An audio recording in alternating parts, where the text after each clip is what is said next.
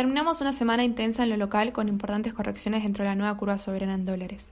Las nuevas restricciones cambiarias fueron lógicamente muy mal recibidas por el mercado, con importantes caídas tanto para la renta fija como la renta variable. En este marco fuimos transitando ruedas de mucha incertidumbre y volatilidad, lo que se vio reflejado en los rendimientos de los nuevos bonos. El riesgo país, en tanto, va consolidando la tendencia alcista con una suba acumulada del 13% en la semana, alcanzando los 1.258 puntos. En concreto, los bonos soberanos en dólares bajo ley local presentaron una tendencia negativa con precios cayendo en promedio entre el 10 y 10,5%. Dentro de esta curva se destacan el AL38 y el AL41 con caídas del 13,3% respectivamente. Por su parte, los bonos soberanos en dólares de ley Nueva York muestran también una baja generalizada en los precios del 10 y 11% en promedio. Entre ellos se debe destacar las caídas del GD30 y el GD38 del 12 y 11,4% respectivamente. Con estos movimientos, los curvas soberanos mantienen una pendiente negativa a apenas semanas de haber reestructurado su deuda. Puntualmente, los nuevos títulos de ley local alcanzan tasas de retornos de entre 14,5 y 12,6%. La curva de bonos de ley Nueva York refleja tires del 14,2 y 13,4%. Para lograr un cambio de tendencia sostenido se necesitarán ciertas modificaciones en el plan económico que ayuden a mejorar las expectativas. Por el momento, las regulaciones cambiarias no hicieron más que empeorar el sentimiento del mercado. Es importante señalar que se trata de medidas de contención de corto plazo que no logran atacar las causas estructurales. Los controles buscan detener el drenaje de reservas internacionales de libre disponibilidad, hoy en niveles críticos. Recordemos que entre julio y lo que va de septiembre, el Banco Central tuvo que vender cerca de 2.700 millones de dólares para sostener el valor del tipo de cambio oficial. De todas maneras, las presiones cambiarias no ceden y obligan al Banco Central a mantener una postura vendedora en el segmento mayorista. A pesar de las limitaciones, la autoridad monetaria intervino con ventas cercanas a los 90 millones de dólares en los últimos 2 días de la semana. En este marco, el billete, hoy en 75,4, mantiene las devaluaciones diarias en torno a los 6 y 7 centavos, acumulando en la semana unos 47 centavos. Con respecto al dólar oficial y según lo establecido por las regulaciones oficiales, se definió que los consumos en moneda extranjera afectan al cupo de $200 y se suma al impuesto solidario una retención en conceptos del pago de ganancias. De esta manera, el dólar minorista se ubica hoy cerca de los 130 pesos, es decir, un 27% con respecto a los niveles que veíamos este martes antes de las medidas.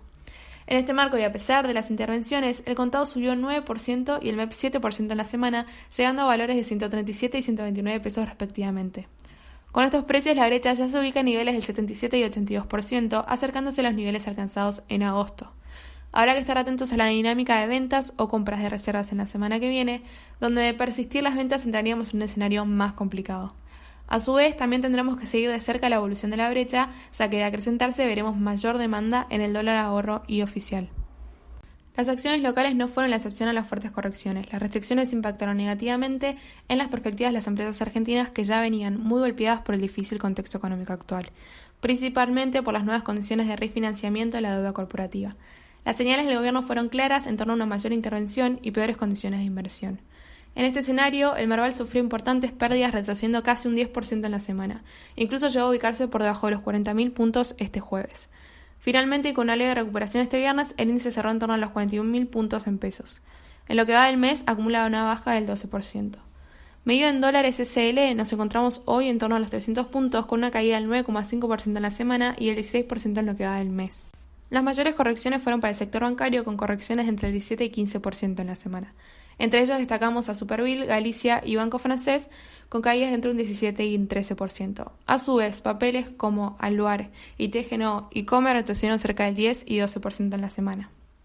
El mercado de deuda en pesos sigue su propio camino. El foco se mantiene en las ya recurrentes licitaciones del Tesoro, que tienen como objetivo ir renovando los vencimientos de cada semana.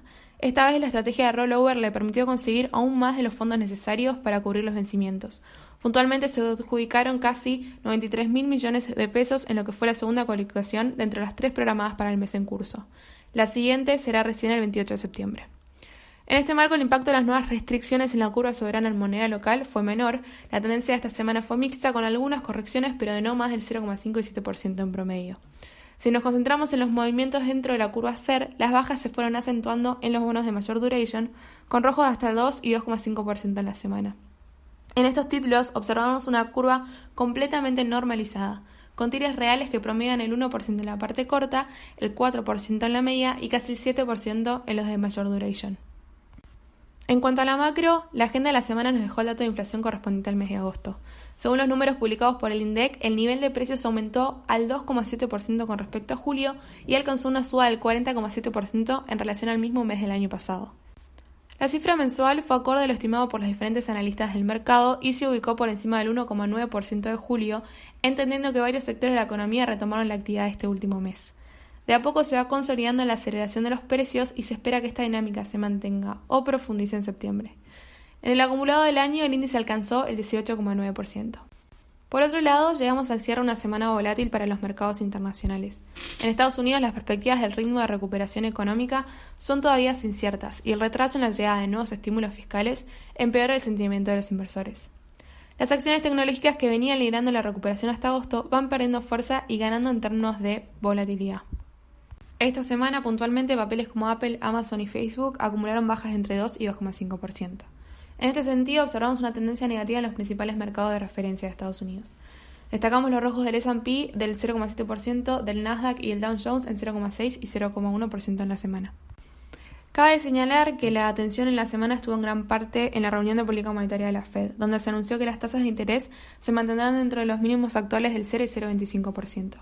Las perspectivas del ente es que el camino hacia el pleno empleo va a ser más largo de lo esperado, lo que hace pensar que la recuperación va a ser un proceso arduo. Además, el organismo reforzó la idea de que una aceleración inflacionaria por encima del 2% no sería un problema que requiera una modificación en el sentido de política monetaria.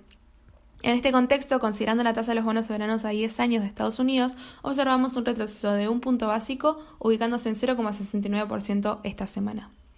Mientras tanto, las solicitudes semanales de desempleo se mantienen en niveles muy elevados, en torno a los 860.000 millones durante la semana del 12 de septiembre. Si bien se encuentra por debajo de los 893.000 millones de la semana anterior, el número es alarmantemente elevado y demuestra las dificultades que se presentan en la recuperación económica y en la disminución de la tasa de desempleo. La recuperación del mercado laboral norteamericano es sostenida, pero se mantiene a un ritmo menor al esperado unos meses atrás. Los estímulos fiscales, en este sentido, se vuelven cada vez más necesarios. Hacia adelante, la atención del mercado local se mantendrá sobre los avances de las negociaciones con el Fondo Monetario Internacional. Los ajustes que desde el organismo pueden llegar a exigir ayudarían a trazar un proyecto económico que eventualmente permita recuperar el sendero alcista. Por el momento, el fondo informó que ya comenzó a analizar el proyecto del presupuesto 2021 y las nuevas medidas cambiarias. Mientras tanto, la agenda económica de la semana nos trae los datos de desempleo y del PBI correspondiente al segundo trimestre. Recordemos que la economía local ya venía muy golpeada incluso antes de la pandemia, con una tasa de desempleo cercana al 10% y un PBI retrocediendo 4,8% en los primeros 3 meses del año. En el frente internacional, los mercados comienzan a presionar por nuevos estímulos fiscales. El impulso de los últimos 4 meses pareciera no alcanzar, volviendo necesario un nuevo paquete de medidas. Trump apoyó la idea de un mayor paquete de estímulos, pero poco o nada son los avances en el Congreso norteamericano. En cuanto a datos, nos mantenemos atentos a la llegada de los PMI de Estados Unidos y de la zona euro, junto a una serie de índices que miden la confianza del consumidor.